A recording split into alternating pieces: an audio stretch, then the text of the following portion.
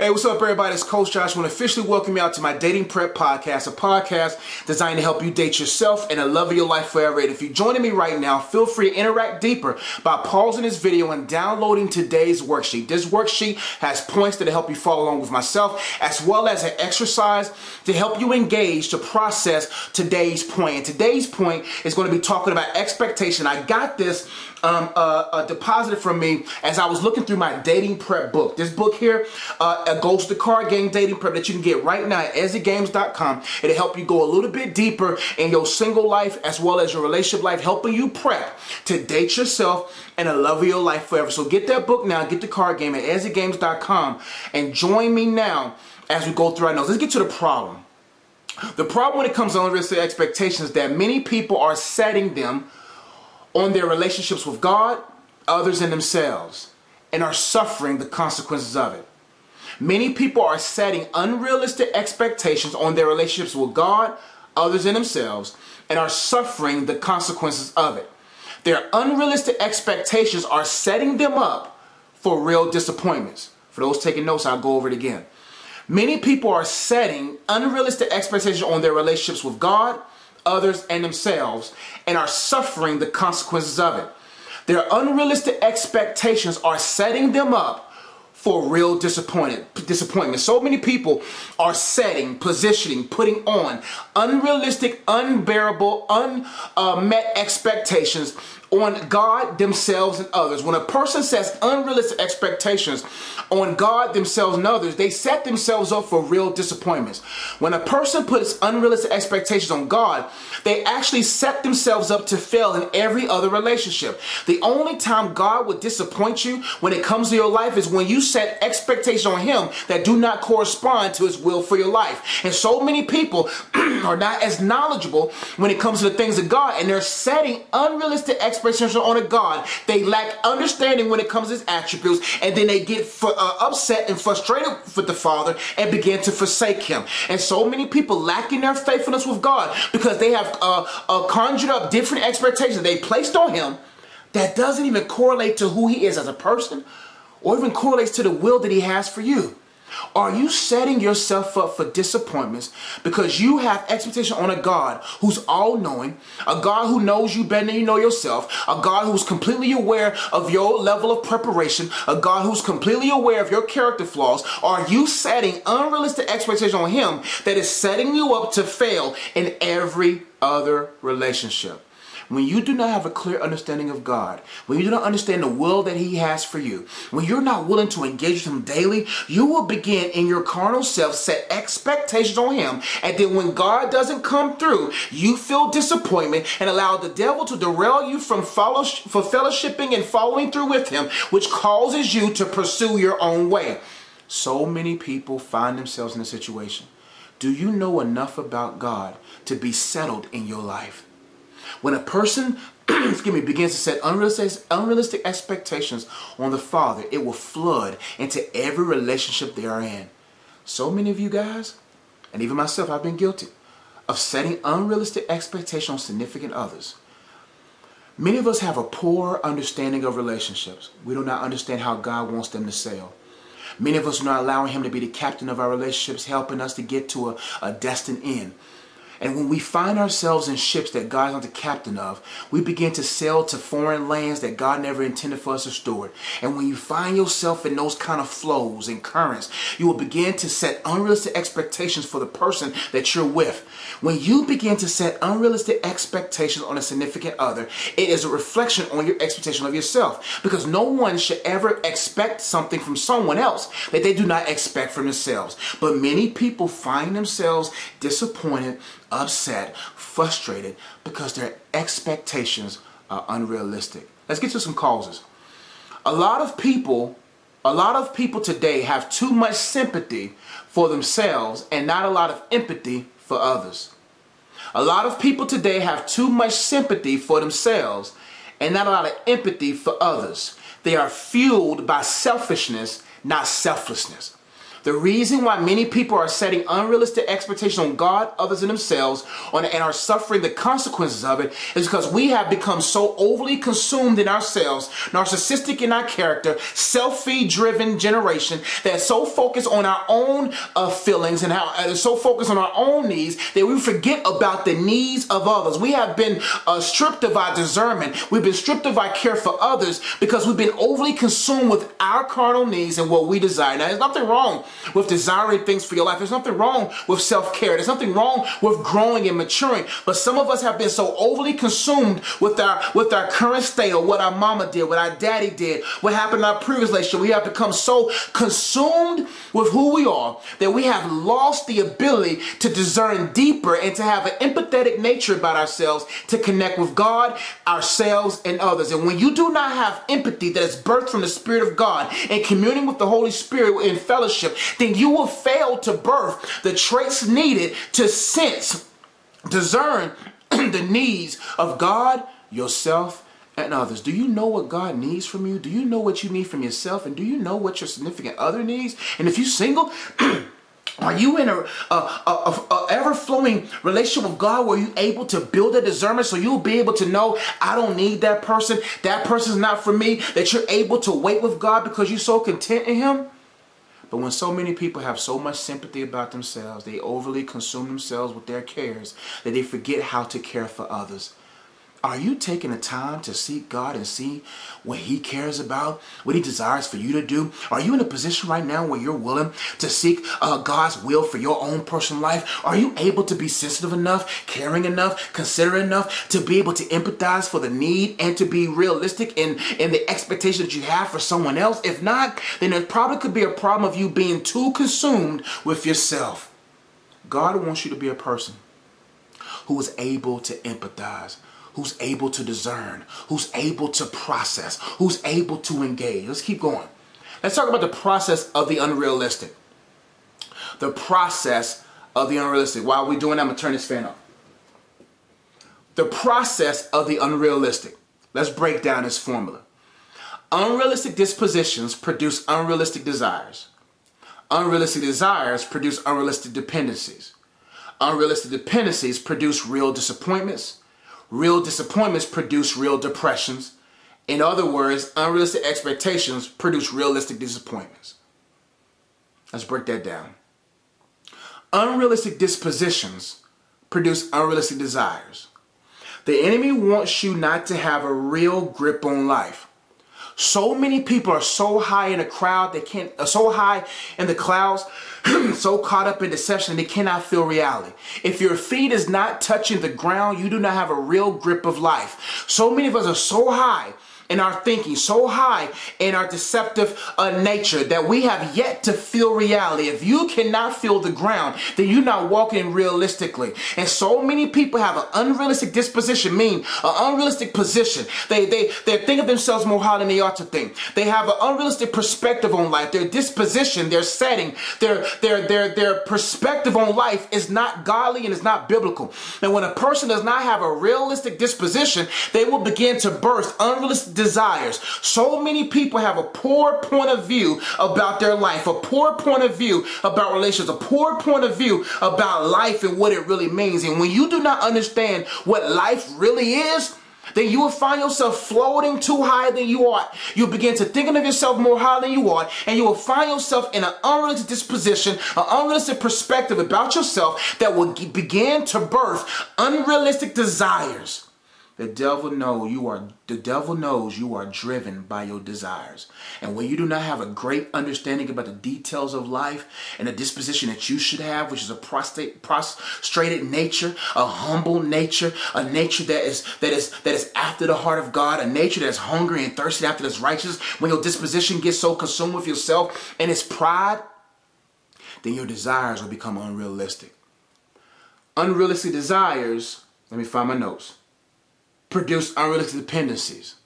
When you begin to have an unrealistic disposition and you think relationships are just about you, relationships are just about sex and fun, relationships are just about that person serving you, then you will begin to develop unrealistic desires about relationships. And when you begin to birth unrealistic desires about relationships, you will begin to have unrealistic dependencies, meaning you begin to depend on a person that you should not depend in certain ways. There are a few things that you can only get from God, and there's other things that you get from others. And when you begin to put God-like expectations on humans, you will begin to break that human. And most people are putting unrealistic God-like expectations on a significant other, and it breaks them significantly. And when we do that, we hurt the person that we're with more than we help them, because only God can sustain your soul. Only God can save your soul. And so many people are looking for salvation from significant others, and then we put too much of a significant weight on them that breaks them significantly. And you got to get into a place in your walk with God when you understand that He's your soul dependency, that He's your soul source, that when you connect yourself to any other source, when that source fails, you fail with it. And when you begin to plug yourself into that person,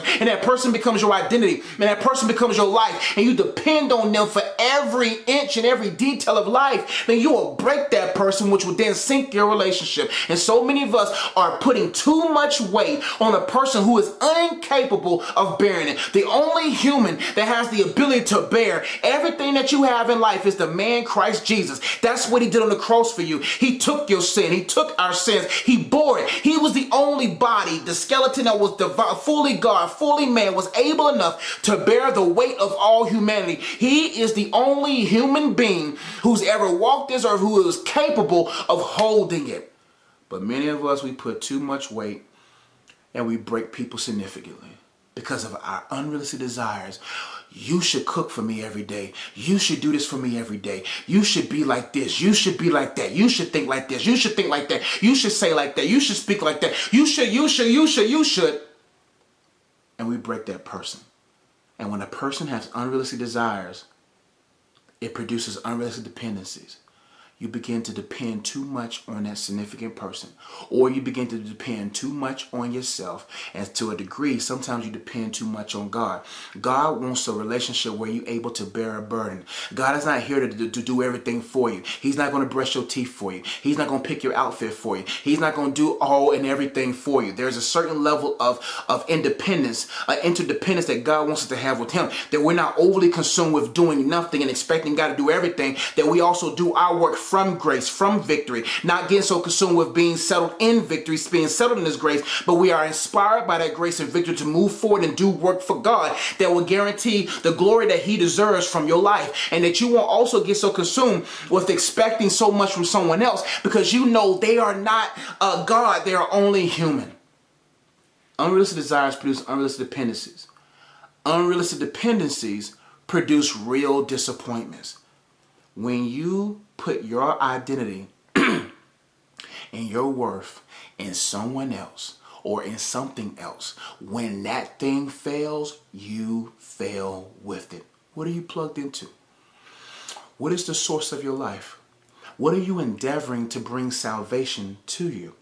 Because whatever you plugged into, that thing becomes your source. That's why we have to be plugged in or connect to a higher power. When you understand this, you will be able to grow in life. This lamp right here, you can't see it, or anything technological that's in this room, when it's plugged up into the circuit of the house, it is that source of that house that will sustain its operation. But if a storm greater than the source of this house comes over, it will knock the power of this laptop, knock the power of this light, will knock the power of anything that does not have a battery in it. And when many of us get so consumed in plugging ourselves in the world system, when the enemy conjures up a certain storm stronger than your current source, it will knock the power out of your life. That's why you got to have solar power. You have to be connected to the sun, because when you connect to the Son of God, you will be able to be a fuel for life. It doesn't matter when the seasons change. It doesn't matter what happens. You are planted by the rivers of water. Your leaf won't fade, and you will continue to birth fruit forever. And when you're plugged up into Him, it doesn't matter what storms come, because you engaged when the sun was out. When you engaged while the sun was on you, when darkness comes, you are still able to illuminate in dark seasons. But that's why it's important for you and I to connect to the Father through Christ and the grace that was given to us, so that we'll never wither, we'll never fade, we will always shine our lights. But when you plug yourself into everything else other than God, then you will be setting yourself up for real disappointments. The enemy wants you to be caught up in unrealistic expectation that you forget or fail to calculate the real disappointments that may occur if this thing falls through, and he'll begin to have you put your joy and your hope into that thing to such a degree that you put all your eggs in his basket, and he'll lift that basket high above the ground and then drop it, and then when you hit the ground with that disappointment, everything that you have done in life begins to be broken around you. Unrealistic dependencies produce real disappointments, and real disappointments produce real depressions. The core reason why many people are depressed today, because they depend on the wrong thing. My pastor spoke on joy today at church, and the song is a powerful song. This joy that I have, the world didn't give it. And if the world didn't give it, the world can't take it away. Those who are impressed by the Spirit of God, impressed by the Son of God, impressed by the triune nature of our God, they'll never find themselves depressed. Shaken, stirred, but never depressed.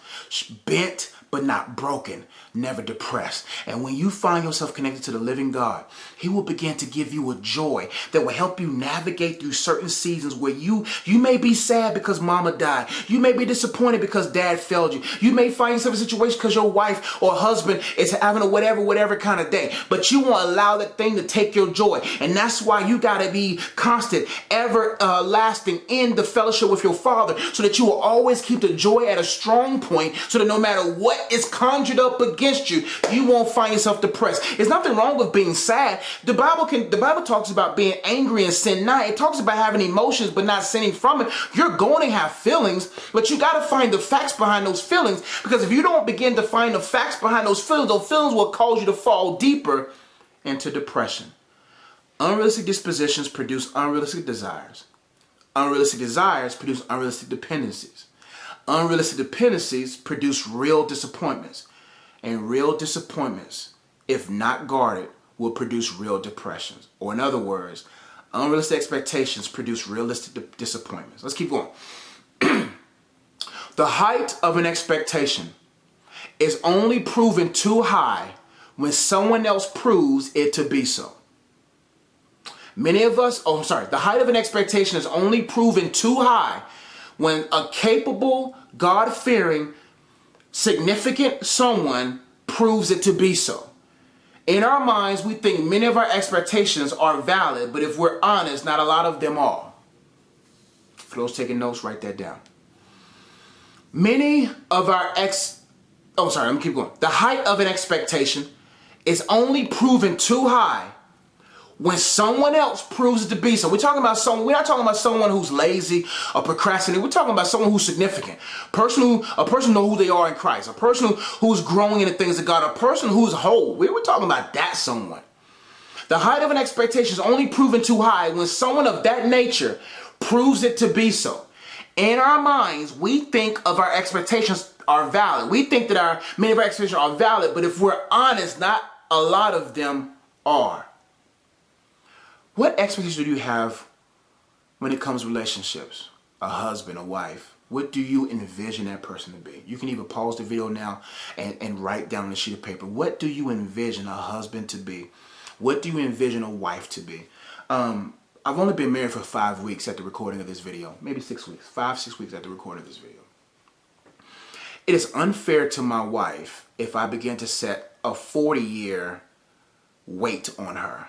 If I set an expectation of a woman who's been married 40 years on a woman who's only been married 5 weeks, that's not fair. A marriage grows as you grow daily. If I have unrealistic expectations of her and I expect her to do something that she's physically, mentally, spiritually, and emotionally incapable of doing, then it will cause a strain in her life, which would then cause a strain in the relationship. And my selfishness will begin to cause that relationship to sink. So many of us are setting expectations on our significant others and ourselves and on God that, let's specifically talk about someone else, that they are incapable of doing physically, emotionally, mentally, and spiritually. That's why you have to allow God to grow you each significantly, separately, so that when he brings you guys together, as he begins to grow the relationship through a courting phase, then you guys will be able to meet each other's needs equally, mentally, physically, spiritually, and emotionally. So many men have unrealistic expectations from their wives to the point where they expect sex 4 or 5 times a day.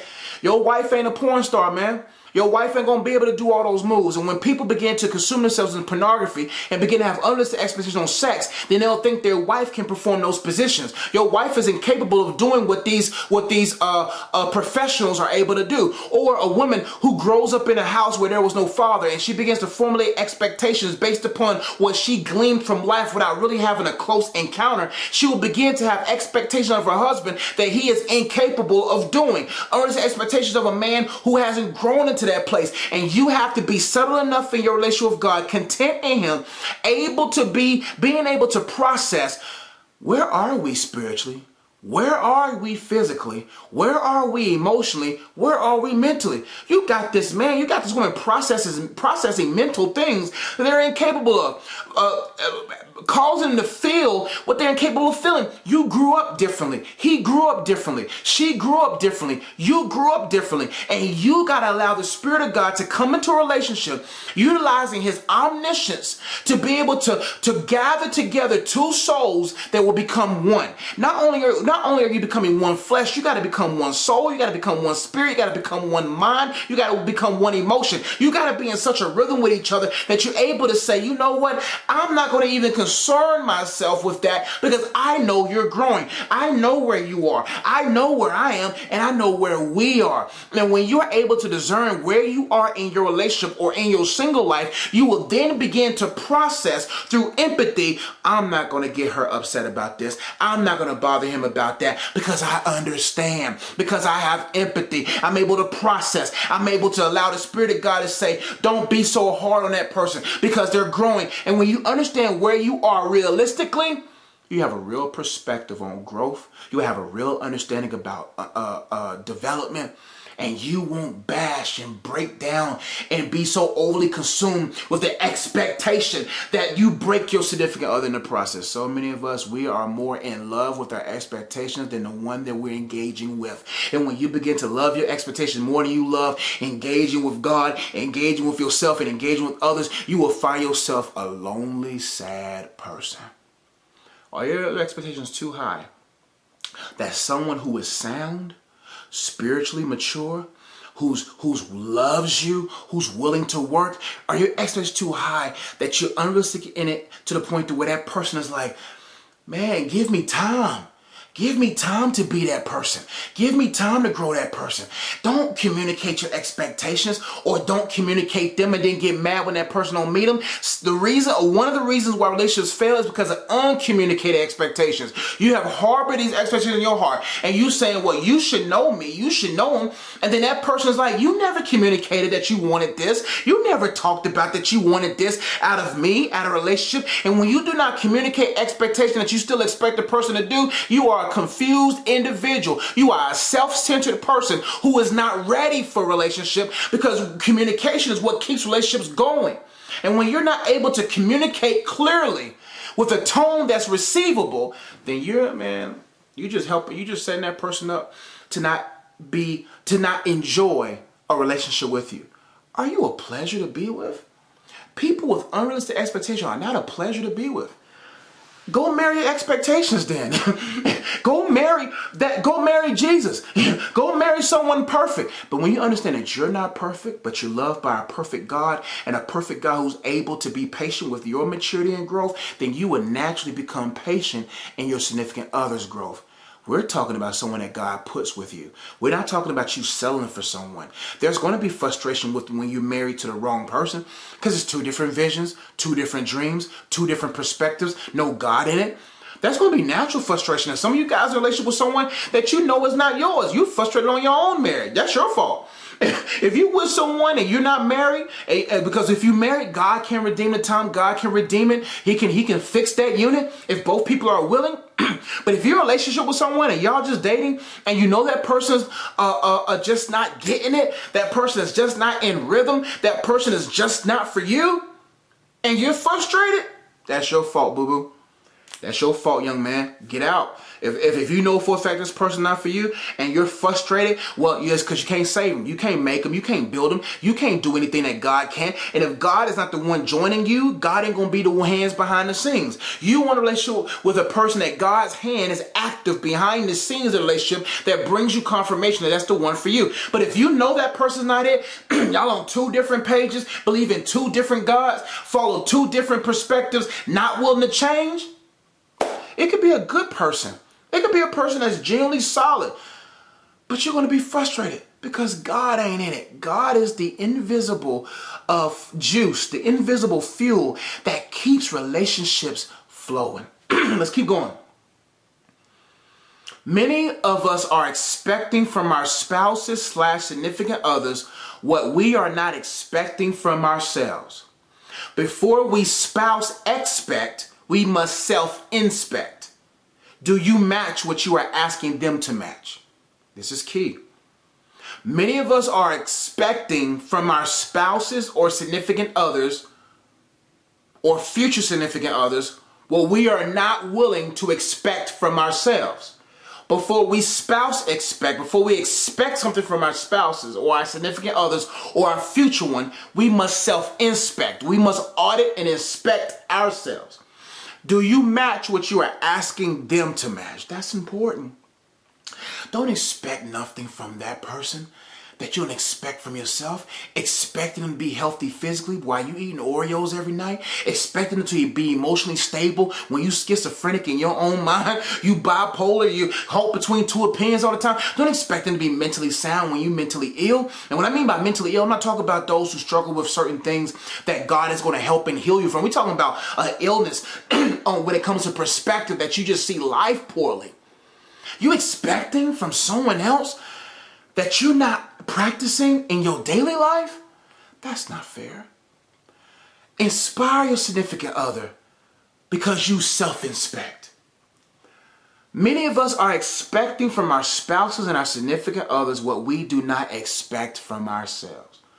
Before you expect from someone else, you have to self-inspect. Do you match what you ask them to match? Man, that's probably one of the greatest things that I kind of drive home when it comes to relationship. Logically, do you match what you're asking them to match? Are you in shape? Are you expecting your man or woman to be in shape when you don't work out? Are you expecting your man to think or woman to think certain place spiritually when you're not in your Bible every day? Are you expecting someone to be in a mental place where you're not? Are you expecting that your significant other to have an emotional stability while your emotions are all over the streets?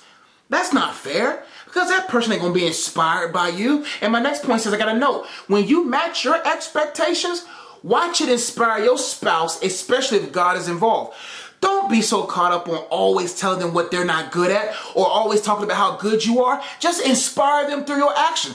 Excuse me. If God is in your relationship and that person loves God and that person really wants to grow, you don't know what that person going through. You don't know what's going to hit your spouse or significant other when life hits them, and you still expect them to keep in step with you when you ain't going through it. They mama just died. They father just said something crazy to them. They're going through something significant, and you still expecting them with no grace, no empathy, no processing, no willingness to like them in all of their shapes and sizes. Yes, he gonna grow. He probably gonna be 10 pounds heavier, 40 pounds heavier when it goes to something like that. Yeah, she's gonna probably be 5 pounds, 10 pounds heavier when she goes through that. If you're not willing to watch them expand and to not expand and to grow and to develop in different phases of life, then you're not ready for love. You gotta expect from empathy. Empathy will help you produce the right expectations. And you will begin to be self-reflective and say, let me try on her shoes first before I say something. Let me put on his shoes before I say something. Let me see what kind of effects happens in a person's life that grew up from this kind of background. You gotta understand, that person has been more, some people have been more in dysfunction than they haven't been in function. Some people grew up in worse families than others. Some people grew up in situations longer than they have been married to you. And just because God is in there, God's purification, sanctification process is not over in them. And you have to be able to say, okay, she's the only child. He's the younger of the family. He's the firstborn. Okay, he grew up without a mom. Let me begin to, the Holy Spirit show me what are some of the effects of a person growing up in this kind of environment. What are some of the effects of a person who's going through these kind of experiences? What are some of the effects, God? Because help me to be able to be empathetic and understand that they are human. But thank God if you got someone that's a human who loves God. Because just because a person loves God doesn't know or are comfortable where in all the places God is leading them. We got to have enough empathy where we say, you know what, I can see how you could do that. And then you will begin to see what angle, the Holy Spirit will begin to show you what angle to serve that person because you're able to have empathy.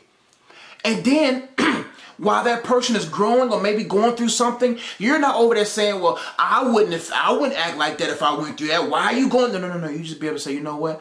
Let me heal you through my actions. If you don't want to go to the gym, it might not even be nothing bad. They just may not grown up in an environment where they worked out a lot. They may not have been a gym rat like you. What you do is, you just say, you know what? I'm going to go to the gym. I'm going to match my expectations. And when a person loves you and they want to be with you, they're going to always follow you. If you are in a place where you are stronger in an area, just lead by an example. Don't be so overbearing on that person. Just lead by example and watch that, especially if God is involved, inspire your significant other to want to go to the gym. And if they don't want to go to the gym, if they don't want to eat right, whatever, you then take that to God in your closet and pray and say, God, what else can I do to help serve them? What can I do to help them get into a position where they actually can come up to where I am? But before you ask someone to come up to where you are, you first have to be humble enough to go to where they are, to say, you know what, I understand why you're here. So many of us, we live so high that we scream from the pinnacles of our place of perfection. We scream, why are you not up here with me? Versus, let me humble myself. Let me go down to where you are. Let me put on your Jordan 1s. Let me put on your Stacey Adams. Let me put on your red bottoms. Let me put on your Chucks. Let me put on your flats. Let me see what it feels like to be you. And then when I understand that empathy, I will then begin to understand why I should sacrifice for them. Isn't that what Jesus did for us? God said I had to create myself into this world somehow through my son so I can feel what it's like to be like them. A holy God didn't know what it was like to be cold, didn't know what it was like to be hot. He didn't know what it was like probably to stump his toe. He probably didn't know what it was like to have a splinter in his hand. He probably didn't know what it was like to go through the different waves of being a human. But he says, let me wrap myself in flesh so I can be able to feel what they feel. Let me put myself in their world to be able to be disappointed by my disciples. Let me be able to be ridiculed and mocked and ripped to shreds by the person I created in a mother's womb. Imagine how Jesus felt when he was there. He was the one that formed and fashioned Pilate, formed and fashioned the ones who called for Barabbas, and was there when they was formed in their mother's womb, was there for them when they went through that at 4 years old, saved them when they was 8, and helped them when they was 15 in that situation, and was still able to allow that person he created to still beat him, to still pierce him, because he understood. He said, listen, I'm not consumed in my happiness because me in my own nature, in my fully man nature, I ain't trying to be nailed to no cross. I ain't trying, but he says, Father, not my will but thine, because there was a joy that was set before him that inspired him. He said, when this is finished, I would have gathered billions versus being raptured away from what just a mere 100 people done. Imagine where we would be today if Jesus was so consumed about what the 100 people were doing to him at that moment that he missed out on the billions that he will reach from his sacrifice. When you understand that this thing is not just about winning every battle, that you're willing to lose battles to ultimately win the war, then you'll know when to walk away. You'll know when to say what to say. Because you know, I'd rather lose this battle now to win the war. I'd rather for you to think that you have won. I'd rather for you to think that you have gotten me, to know that if I sacrifice for you and serve you, even though that demon is running rampant in my relationship, just because whatever's happening in different ebbs and flows, I know for a fact if I stay faithful to God and my faithfulness to him, he may redeem it. But too many people give up before God even has a chance to redeem it. But when you match what you expect them to match, you'll inspire them, because you'll be able to say, I know what it's like to be you. I can see where you're coming from. I can understand. If you always scream expectation to a person, they will shrink in your presence. They don't want nothing to do with you because you're not willing to. People don't care about what you offer if they're not willing to hear what you care.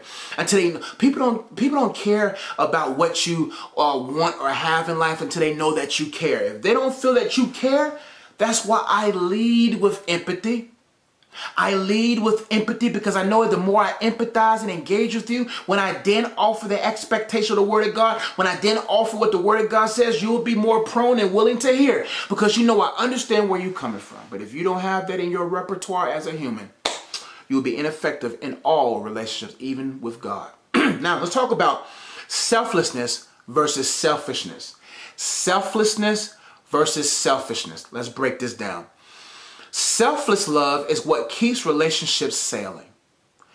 And selfish love is what causes them to sink. Let me kind of change that. Selfless love is what keeps relationships sailing. And selfish lust is what causes them to sink. There's no such thing as selfish love, because love is from God and God is not selfish. We're talking about genuine, authentic love. Selfless love is what keeps relationships sailing, and selfish lust is what causes them to sink. If you are harboring any selfishness, then you are playing a part in the fall or the sinking of your relationship. If you're harboring too much selfishness, then you are the reason, or you're playing a part to the falling or sinking of your relationship. It is not the waters outside the ship that sinks it. It's the water that is allowed in. When you allow carnal waters inside of you, selfish waters inside of you, then you will begin to be too heavy to be in a relationship. So many people are too heavy to be in their relationship, causing that thing to sink. You don't want to be in a position where you are allowing the influence of the world to have you think in a poor perspective way that calls you to think of yourself more highly than you ought to think, to become so sympathetic about yourself, woe is me, that you begin to open the doors that allows these demonic and carnal waters to get into your relationship, that then makes it too heavy for it to sail. It happens all the time. You cannot give the devil an inch in your relationship. You cannot give him an inch in your life. He'll bust that door wide open and he'll take the whole lands. And when you do not understand that your enemy will always try to look like a roaring lion seeker who may devour, that he's a person that's always looking at angles. The enemy doesn't come to you face forward. He comes at you at angles. It's not the hit that you see coming that hurts. It's the hit that you don't see coming. He's not going to punch you and let you read the hit that's coming. He's going to try to hit you from an angle where you're not looking. He'll affect your mom. He'll affect your dad. He'll begin to try to creep in wherever there's loopholes in the contract in your covenant. He'll begin to come in different areas of the relationship to see how he can gain interest. And when he gains interest, he'll be able to say, okay, now I'm going to hit him from this angle, and it'll shake you. And once you've been shaken, then you'll be stirred. And then when you stirred and you off your faith and you're not focused on God, then he'll allow these carnal perspectives to flood into your mind, and you'll begin to think, I deserve better. When you with someone that God has for you, and you have the audacity to say, I deserve better, do you know what you really deserve? Now, there's nothing wrong with saying, hey, I would like to have. That's where communication comes in. I would like for our relationship to be here. Then you have a conversation, you begin to communicate. But if you do not communicate those expectations and you begin to get into this mindset of I deserve better, that's when the door has been open to the enemy. And when you thinking that you deserve better, but you're not disciplining your covenant with your wife or husband, then you'll begin to have wandering eyes at another woman, and you'll be like, she will meet my need. And then you'll fall into the trap of infidelity. You'll fall into the trap of emotional cheating, because you begin to say, I deserve better, because he's going through a bad place, a bad season that you're not willing to be empathetic, understanding with. And now as he's sinking, you're not there to give him a reaching hand to pull him out or to pull her out, but you rather reaching for somebody else.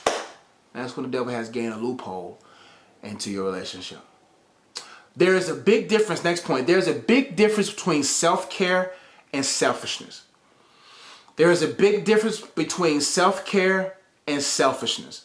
Self-care is caring enough for yourself to the point that you are able to care for others and yourself without burnout. That is important. There's a big difference between self-care and selfishness. Self-care is caring enough for yourself to the point that you're able to care for others and yourself without burnout. Self-care is important. Self-care is analyzing where you are spiritually, mentally, emotionally, and physically. Am I caring for my spirit man? Am I caring for my emotional and soulish man? Am I caring for my body, my substance? Am I caring for my spirit man, my soulish man, and my substance man? Am I caring for all three? Where am I spiritually? Self-care spirit says, you know what? I'm going to stay disciplined in the Word of God because I got to make sure I'm sensitive enough to be able to discern the world that I'm in. I got to self-care. I got to go to my Word for myself. I can't expect a preacher to breastfeed me for 40-some years in my Christian walk. I'm going to go in the Word myself and allow the Spirit of God to develop me in an understanding where I'm able to be self-sufficient. And then when I do go to church, it's for me to rejoice and be thankful and be amongst community with my brothers, not always looking to be cared for myself. That you got to know how to self-care for yourself spiritually, mentally, and emotionally. Are you increasing your vocabulary? Are you increasing your brain power? Is your brain operating at optimal levels? Is your brain sharp? Are you reading new words and allowing words to formulate and shape your vocabulary, shape your understanding? Are you reading? Are you increasing your mental power? Are you meditating on the Word of God? Are you becoming one mentally with the Word of God? Are you self-caring for yourself mentally, emotionally? Are you going out or not going out? But are you going out? Yeah. Are you having fun? Did you get to watch that movie? God don't want you in your Bible 50 hours a day. That's not even possible. God wants you to be able to enjoy. He created this earth for you to enjoy. Travel, but don't be so unbalanced with it. You in a new country every week. No. We're just saying, are you able to treat yourself? Are you able? Listen, man, for me, I don't cheat on my woman, but I do cheat with food. You see what I'm saying? I treat myself with a chili dog every now and then. I treat myself with something. If I've done well, I treat myself with a nice organic cake. I treat myself because I know I can't be eating quinoa and salmon and Brussels sprouts every day and expect myself to enjoy the process. Sometimes you got to just give yourself a little treat. Treat yourself. It's okay. But make sure you don't overdo it. But you got to take care of yourself physically. Get you that gym membership. Eat right. Take care of yourself. Self-care. So that you're able to care for others. You're able to empathize with others. You're able to be able to say, you know what? I'm actually strong enough to care for this person. Man, if I gain 50 pounds and don't work out, don't eat right, how am I going to be able to care for my wife? If I'm not in the Word of God, if I'm not engaged with the Spirit of God, how am I going to care for her and lead her spiritually? If I'm not treating myself and I'm always tight emotionally, always loose cannon emotionally, I'm not going to be able to care for her. But so many of us do not care enough for ourselves that we burn out in the operable levels of care. We're not even caring in a proper way because we don't even self-care. How can you care for others if you don't care for yourself? My dad gave me some good advice. He said, man, when you go on an airplane, he says the stewardess says, before you put the mask on someone else to help someone else, make sure that you put the mask on yourself. How are you going to help your wife or your husband breathe if you can't breathe? How can you help them breathe when you're suffocating? Get yourself into optimal health, spiritually, mentally, emotionally, physically. Get yourself in optimal health so that you can be able to heal others. Self-care is caring enough for yourself to the point that you're able to care for others and yourself without burnout. Burnout means I have nothing in the tank, but your wife still needs for you to care for her. Your husband still needs for you to care for them. They still need you to have emotional connection. They still need to know that you love them above anything else under God in them. That they need to know you still got to be a husband. You got to take care of yourself so that you can stay being a husband, stay being a wife, stay being faithful, stay being true. Because if you don't care for yourself spiritually and you'll find yourself into spiritual demonic doctrines, you'll find yourself in different demonic perspectives that'll lure you out of place of physical and mental, emotional disciplines that will set yourself up to fail from your vantage point of the relationship. You got to take care of yourself. Selfishness is like, I'm all about me. Self-care says, I'm about me so that I can able to serve we. I take care of me so that we can be good. When you me and me, and you not me and we, you got to be me and we. Me takes care, I take care of me so that I can take care of we. I know that's bad English. Us, you know what I'm saying? That's another way. But if there's no we without a strong me. And you got to take care of you. If you want your relationship to last 40, 50 years and you don't die off and leave her without a husband, leave him without a wife, you got to say, you know what? I'm taking care of me because of we. Let's keep going. Self-care is for consideration. Here's what self-care is for. Self-care is for consideration. It's for completion. It's for character and craft development. And it's for companionship. Self-care is for consideration. Meaning, I take care of myself so that I am well enough, not mentally distracted, not physically out of shape. I'm able to consider others because I've considered myself. Now that I'm healthy, like for me, there's certain discipline I have to do. If I eat certain foods at a certain time at night, I become irritable. And if I'm irritable and I can't sleep, then I'm no good for work. So what I do, I do my best to think 2 or 3 moves ahead, 2 or 3 days ahead. I'm very logical. That's just who I am. I think 2 or 3 or 4 weeks ahead because I know if I take care of myself here, I have to hoop at 4 o'clock after work. I have to hoop on Tuesdays. I have to lift at least 3 times a week because I know that gets me into my optimal self. And when I'm in my optimal self, I am now able not to be so bald. Oh, I got to get to that video. Oh, I got to do this. Oh, I forgot that. I didn't get enough sleep. I didn't eat right. When I'm not in my optimal health, I'm not able to consider the needs of my wife. I'm not able to consider my needs of my sisters, my siblings, my nieces, my nephews, my mom, my dad. I'm not able to consider because I'm so caught up on, oh man, I missed this, I missed that, I'm off here, I'm off there, I didn't do this. But I'm in my optimum health.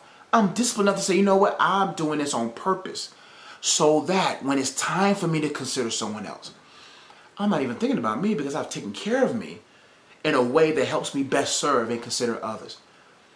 Self-care is for completion. I got to take care of myself to complete the work of God that God has for me. I want to be able to be in a place of old age where I can be able to echo the words of Paul. I have fought the fight. I have finished the course. I have kept the faith. Oh man, I want to get to a place where I've completed every book that God has placed in me, that I've produced every video that He inspired for me to do. Do you not know there's that there's so much that God wants you to do before you die, and that there's no excuse through Christ for you not to do it? There's no excuses. You can't go to God and be like, yeah, I went through this. No, He said, no, you did. Your Bible was still there when you was going through that phase. I was still there, but you didn't acknowledge me in that way. And when you do not go through those different avenues and engage with God, man, you won't complete what He wants you to complete. Self-care. I take care of myself because if I die next year, if I die because of my fault, then all those books that's left in me die with me. Miles Monroe says something very powerful. He says, man, the wealthiest place is the graveyards. The wealthiest place on earth is the graveyards where people die with everything that they were supposed to do in them. I want to die empty. I want to live full, but die empty. Live full of God, but when it's time for me to go, God is like, man, you finished the course. You finished every book you were supposed to.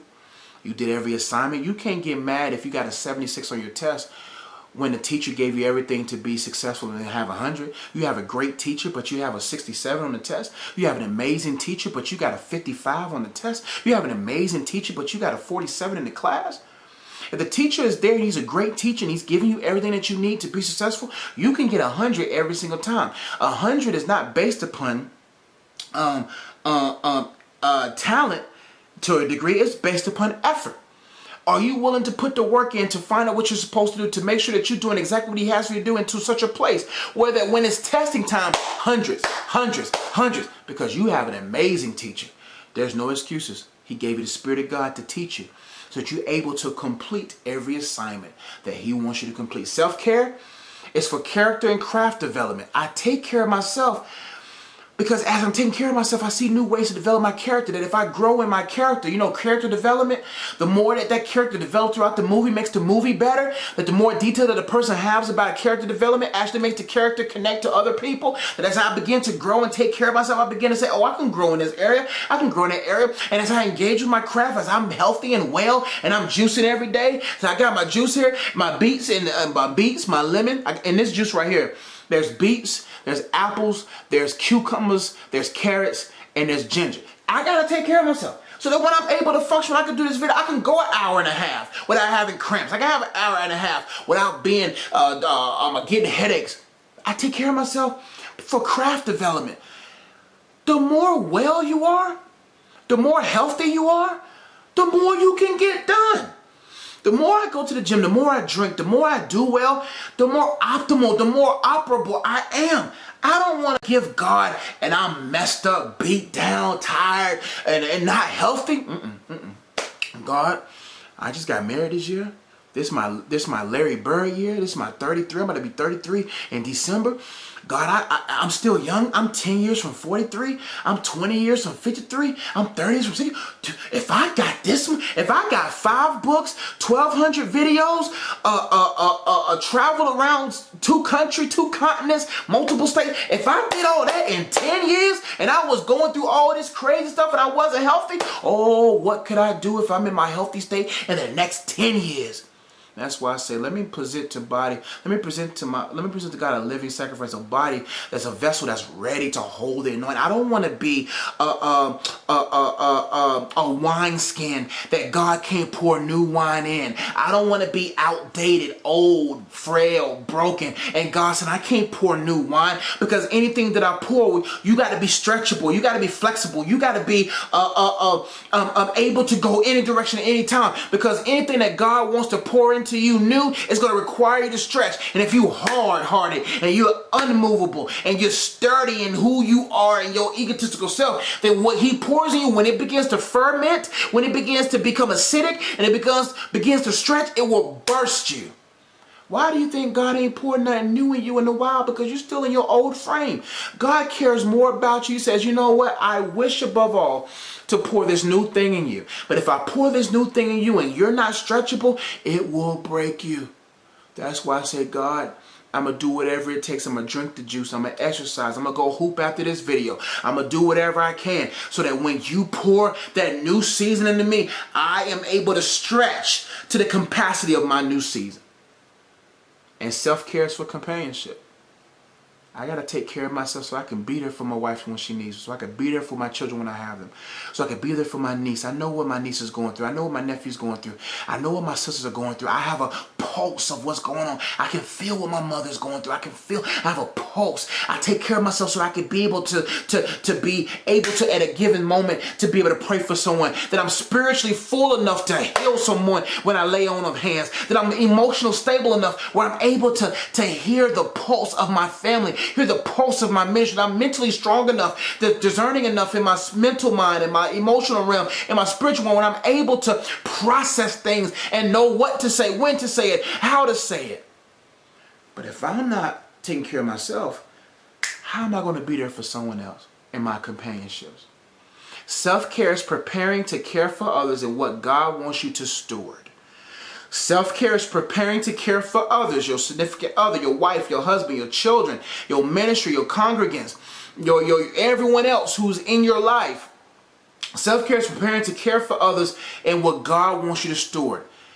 There's people that he wants you to care for, and there's lands that he wants you to steward. God is not going to give lands and vineyards to people who just going to sit there and eat from them. He's going to give it to people who can work them. Selfishness sabotages all of that. Selfishness won't consider. Selfishness won't complete the assignment of God because you're not acknowledging Him in all your ways. You don't even care about what God wants you to do. You're doing you. You're not worrying about your character. You're not caring what nobody thinks about you. Your craft is still on the shelf. And your companionships are failing. Let's talk about realistic expectations. I'm almost done. I've been going 52 minutes now. Realistic expectation. I hope you guys are learning something. I hope you're getting something from this. Realistic expectation. Feel free to comment. Feel free to share. Let me know what you're getting from this, man. Let me know. I would love to hear from you. Realistic expectations. How to develop a real list of expectations. You see, realistic, there's 2 words in that word, realistic. Real and list.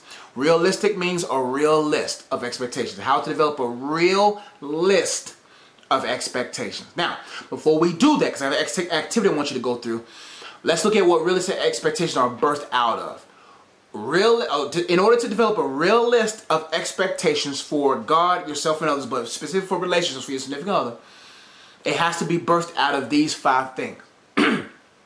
Number 1, realistic expectations are birthed out of engaging with God. Ain't no way around it. If you're not saved today, you're not going to really understand this. You're out of alignment with God. Righteousness is being properly aligned. Righteousness is being aligned perfectly. When I got saved, I was aligned properly in my adoption. When it comes to application, righteous living, maturity, it's going to be a work. In my cooperation with the Spirit of God, I will become rightly aligned in the living in regards to the releasing of certain benefits. Now, I'm not talking about all benefits. There's benefits that you get from relationship with God. I mean, there's benefits that you get from salvation. You're not going to exhale, and etc., etc., etc. But in order for me to receive wisdom, in order for me to be supported, in order for me to see things happen in a certain way, I have to live a right life. Right life doesn't mean a perfect life. It just means I'm in right standing in my life. The Bible talks about John the Baptist's mother was righteous before God. That there was no blame in her. That she was intentionally righteous. That just because she was, that's before the covenant. But for those who are in God now, you're righteous. You're saved. You're saved. You're righteous. You're in right standing with God in regards to sonship. But when it comes to stewardship, you have to make sure you are in right living. Not every father gives certain responsibility to every son. Notice that. When I'm adopted to the family, I'm in right standing as a son, and you are in right standing as a daughter. But when it comes to stewardship, when it comes to being able to be blessed and being able to steward a certain platform, you have to live a certain kind of way. You got to be a certain level of maturity. Not all sons get everything equally when it comes to stewardship. So when I said I want to make sure my theology is clear, when it comes to being saved and being righteous in God, as being imputed with Jesus' righteousness, when the Father sees you, he sees the Son. He knows that you are now his son or his daughter. You are in right standing. You are saved. You are his son and daughter. When it comes to the stewardship, when it comes to him supplying or enabling you to do certain things, he's not going to give you lands if he knows you're still an immature son. There's still a process for you to grow into a righteous living, a righteous understanding where you're able to hold positions and steward what God wants you to steward. Engaging with God. The more I engage with God, the more I get to know him. The more I know him, the more I begin to be like him. And when I begin to become more like him, I begin to think, process like him. That's important.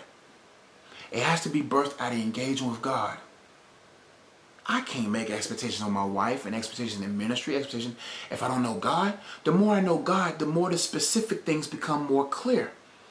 These expectations are birthed out of me just spending time with God. God, walking with him, talking with him, praying, just being away from sinful habits, just being in a place of fellowship where I'm able to say, you know what? How would Jesus handle this in this situation?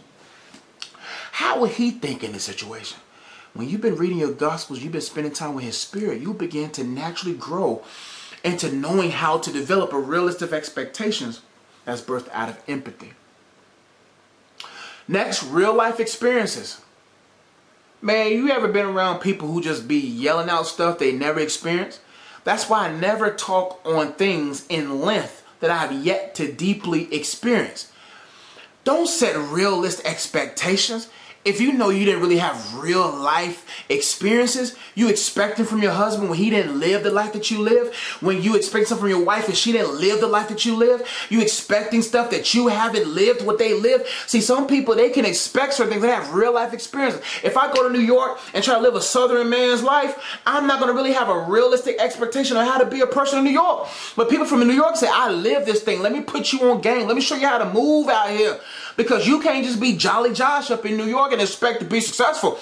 You got to be able to be sharp. You got to be able to be whatever. And so what happens is we get so caught up on or voicing our opinions on things that we never lived. There's a lot of young brothers, a lot of young women who get so caught up. This is what happens when it comes to certain people. They'll get saved into God. They'll come to God. And a person who was there to disciple them, they'll begin to cling to them. They'll begin to say, develop me, I know nothing, grow me.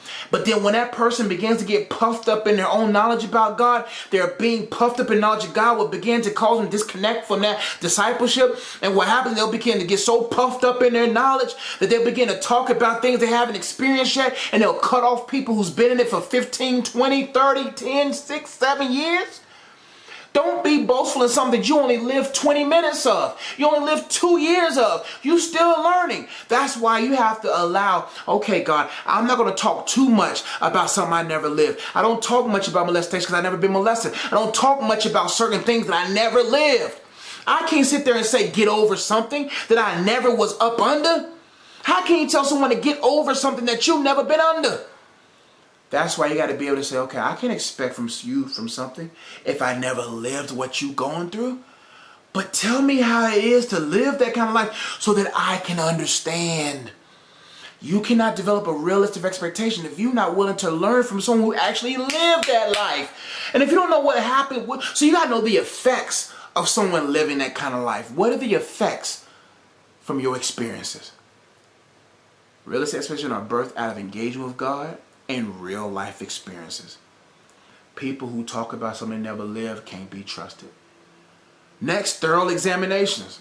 There's another way you can develop a real list. I'm not sitting here saying that you got to go through everything. When I talk about real life experiences, I'm talking about, hey, you developing a list and you're not willing to learn from what they went through. Thorough examinations means, hey, I don't got to have sex to know the consequence of sex, to know that sex is wrong outside of marriage. I've observed it. I've been around a lot of people who failed in that area, so I was able to examine. Thorough examination. I can't develop a real list if I'm not willing to examine, if I'm not willing to partner with their personal life experience to examine that person's life, to be able to be observant. The quiet is not the one who's loudest you should worry about. It's the one who's the quietest. The quietest one in every room is the one who's watching. That's the one that's gathering the most intel. That's the person who's able to gather the most information, is the one who's able to observe. Every room I enter in, even when greeted, my spirit is observant. I have mastered the skill to be able to get into a place that when I walk into a room, I don't get lost in the room. When I go out there with my wife, when I go out there with anybody in my family, I always sit close to the door. I always try to find a table where I can see everything. I'm observant, because the more I examine, the more I'm able to really maneuver and escape certain things and being able to navigate life. But if you're always talking and you're not willing to examine and observe, when you develop your expectations, you will find yourself in more danger than you are in safety. Observation, thorough examination, being able to rightly divide the word of truth, thoroughly examine the word, thoroughly examine life, thoroughly examine everything that is the main components of life. Realistic expectations are birthed out of engagement with God, real life experiences, thorough examinations, and real life executions. You ain't gonna really gather intel if you don't execute. The more I execute my purpose, the more my list becomes real. My first 2 years of ministry, man, I had unrealistic expectation of ministry. I was more consumed about having a bigger brand. I think YouTube was getting big then. Not Instagram, but a lot of things was coming to the surface. The ministry was going in different avenues where poets and rappers were coming and saying, hey, how can I perform it?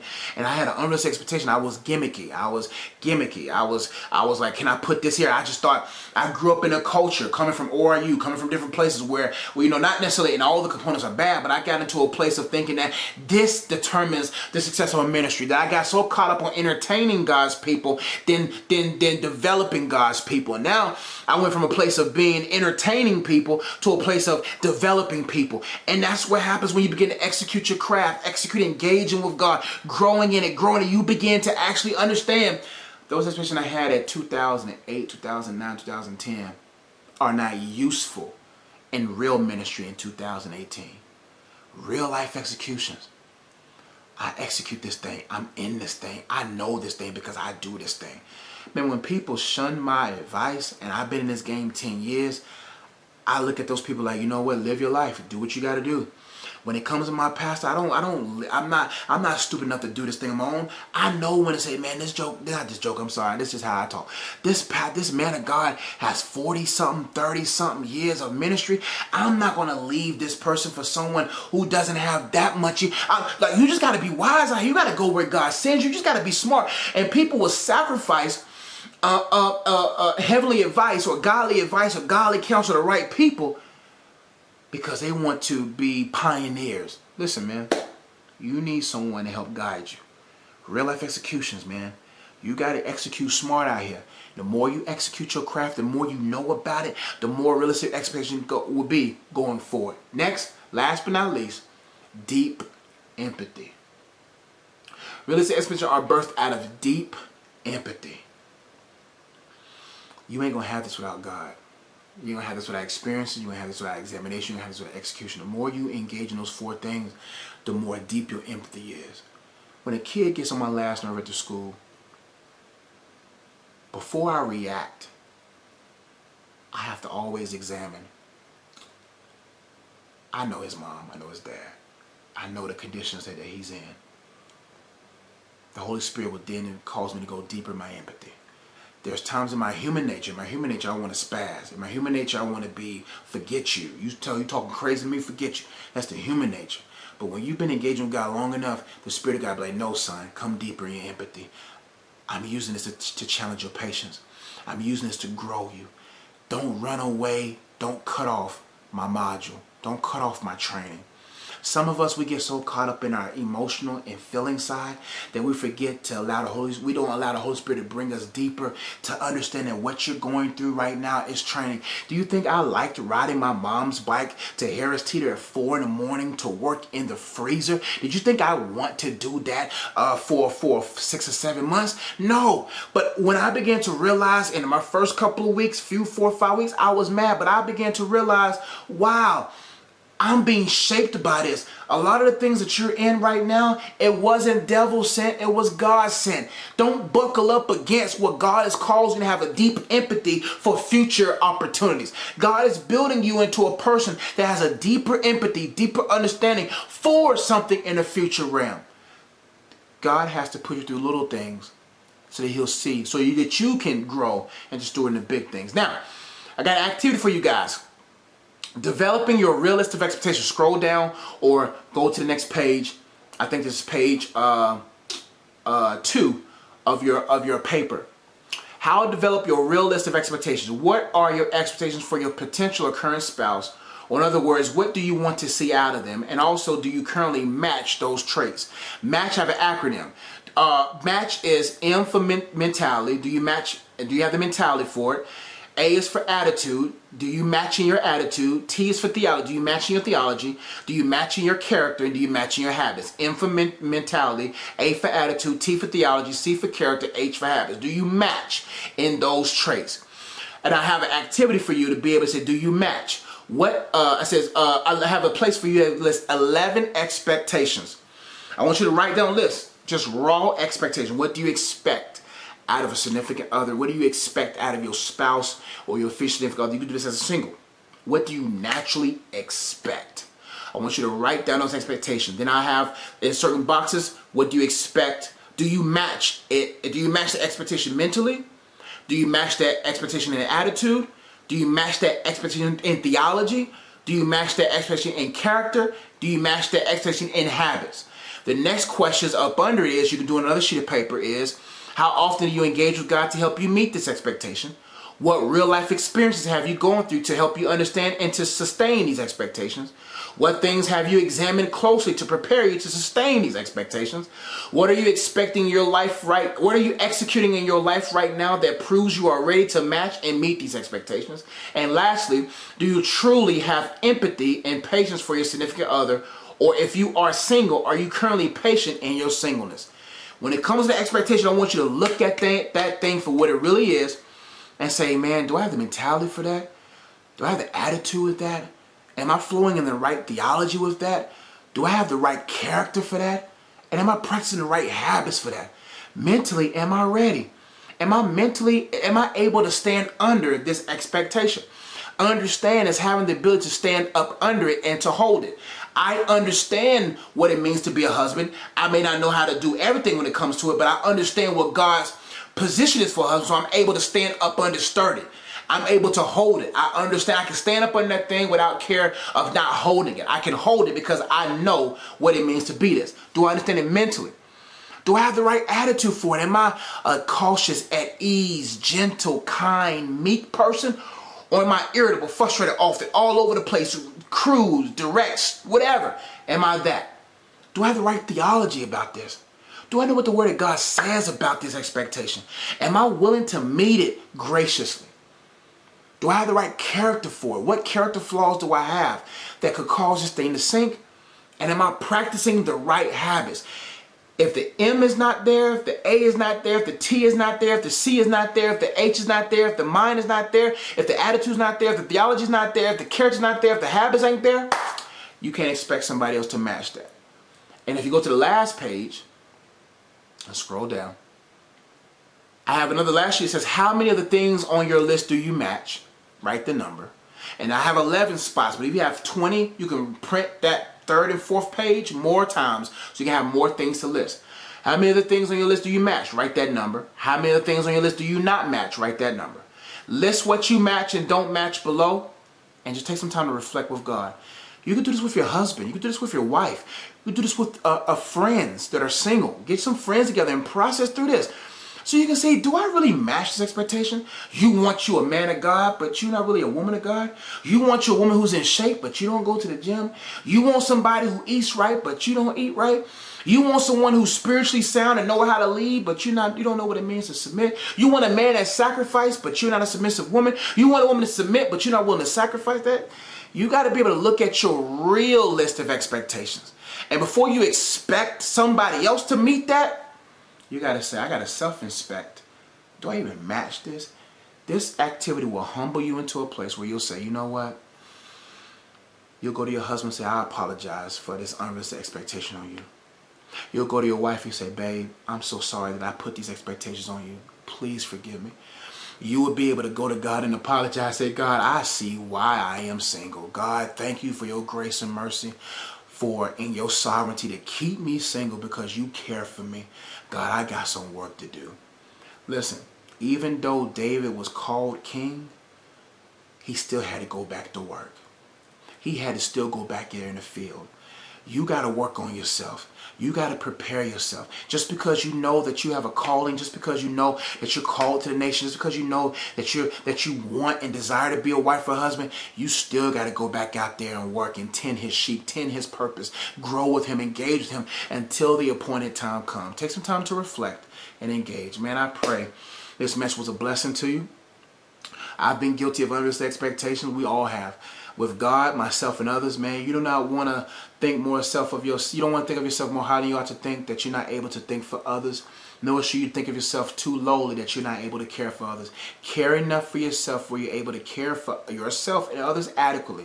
And that you are able to help others breathe while you breathe. And you're not in a place where you're helping someone else breathe while you suffocate in the process. Know the balance. Listen to me. Do not be in a relationship that suffocates you.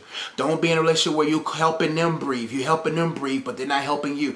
You want to be in a pour, and you want to be a pour out and a pour in relationship. You want to be in a relationship where that person pours into you and pours out, and you pour out, they pour into you. It's a pouring situation, but there's a bigger basin above y'all that's pouring into you. That God is saying, I confirm this nation. I am pouring in love, joy, peace, gentleness, meekness, long-suffering, self-control. I'm pouring in this because y'all guys are connected to me. I love you guys. Be blessed. Look at the links in the description box below. If you want to give, you can give the support. Podcasts like these, you can support our adult coaching every first Sunday, every third Thursday. We have a adult coaching focus shop that we have on those days where I serve people in Charlotte, coach them. If you want to help support our mentoring program, there's a WePropel.education link at the description box below. You can support our mentoring program. Or if you want to get more support in other ways, you can go to ezzygames.com to get your book, Dating Prep. Also get the card game, Dating Prep. To also get my other book, The Purpose of Freedom, The Purpose of Singleness, World War Me, which is a spiritual warfare book, and my first book, Unplugged, that I wrote over close to 10 years ago. You can get all those stuff there. I'm going to love you guys. Be blessed. Keep prepping. Listen, man, you're only as good as your preparation. You don't have to get ready if you stay ready. Love you guys. Be blessed.